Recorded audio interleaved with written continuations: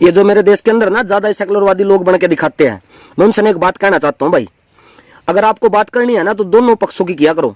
सिर्फ एक पक्ष की बात करने से, सिर्फ एक पक्ष की बात रखने से कोई आदमी सेकुलरवादी को नहीं बनता। वो आदमी बनता है कट्टरवादी, और उस आदमी की पीठ पर ठप्पा लगता है गद्दार का।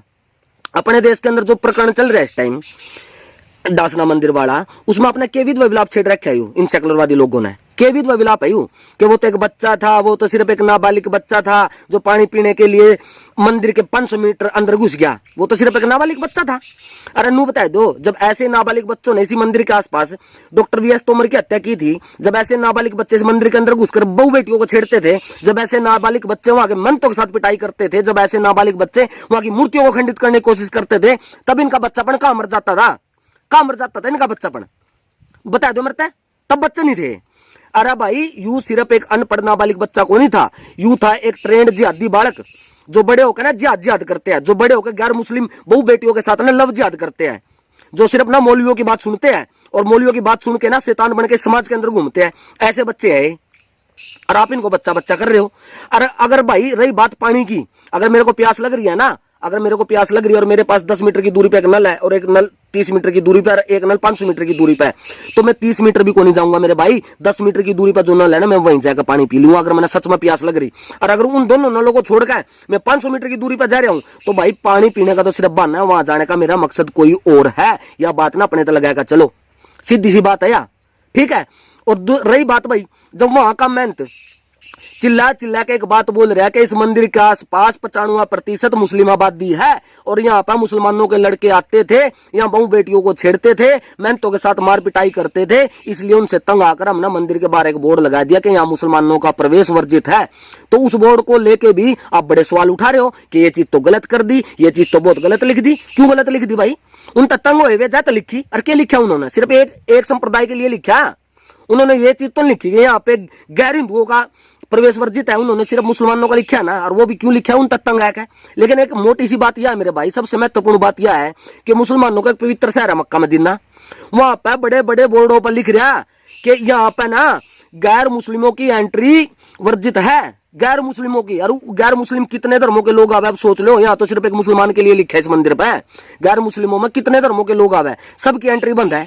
और मस्जिद में तो दूर जाने की बात, वहां जो मक्का के अंदर वो काबा वाली जगह, वहां तो जाने की बहुत दूर की बात है, उस शहर में एंट्री करना भी गैर मुस्लिमों के लिए वर्जित है। तो वे तो शहर में भी एंट्री को नहीं करने देंगे। अरे यहाँ आए सिर्फ एक मंदिर पे एक संप्रदाय के लिए लिख दिया, तो आपके पिछवाड़े में चुनने क्यों कट रहे हैं? बता दो क्यों कट रहे हैं? अरे भाई जो चीज वो करे तो सही, वही चीज अगर दूसरा समाज करे तो गलत किस तरह हो सका? नू बता दो। अरे मैं इन मुस्लिमों तक पूछना चाहूँ, जो काम तुम कर रहे हो अगर वही काम कोई दूसरा करे तो वो गलत किस तरह मेरे भाई? अरे जिनके अगर शिष्य के हुआ ना वो दूसरों पर पत्थर को नहीं उछाला कर दे। अरे भाई मैं तो सच बोलूंगा, सच बोलने तो कोई रोक को नहीं सकता। अरे ये जो धमकी देवा ना गला काट देंगे फलाना काट देंगे, तो वे ना कान खोल कर सुन ले। हमारे पूर्वज ऐसे हुए जो सर कटने के बाद भी युद्ध लड़े हैं, समझे? तो ये गला काटने वाली धमकी ना अपनी जेब में रखो, हमें डरने वाले को नहीं है। मैं एक सच्चाई बताऊं भाई, ये सारे सुन लो कान खोल के, सेकुलरवादी भी। ये मक्का मदीने के अंदर जो बोर्ड लग रहे हैं ना कि यहाँ पे गैर मुस्लिमों की एंट्री बंद है, पता क्यों लगा रखे हैं? इनके धर्म गुरु ना बड़ा चिल्ला चिल्ला के एक बात बोलते हैं कि बुत परस्ती करनी गलत है, मूर्ति पूजा करनी गलत है।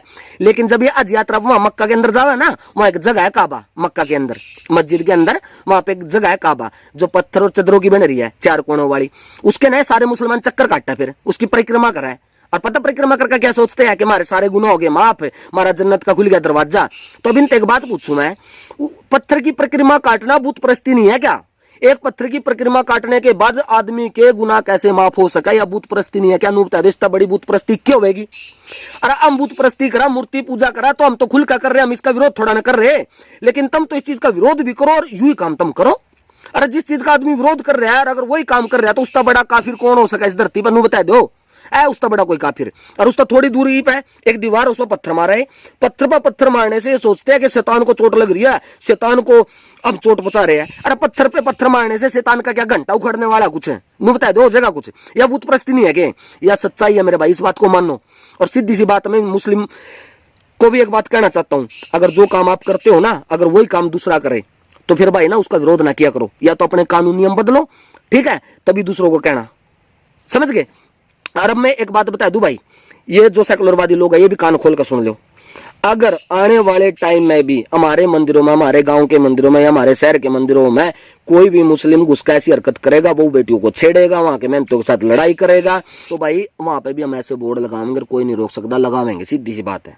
ठीक है। और हम डासना मंदिर के साथ है, और डासना मंदिर के जो महंत हम उनके साथ तन मन धन से, सीधी सी बात है, कान खोल कर अपने दिमाग में बिठा लो। जय हिंद।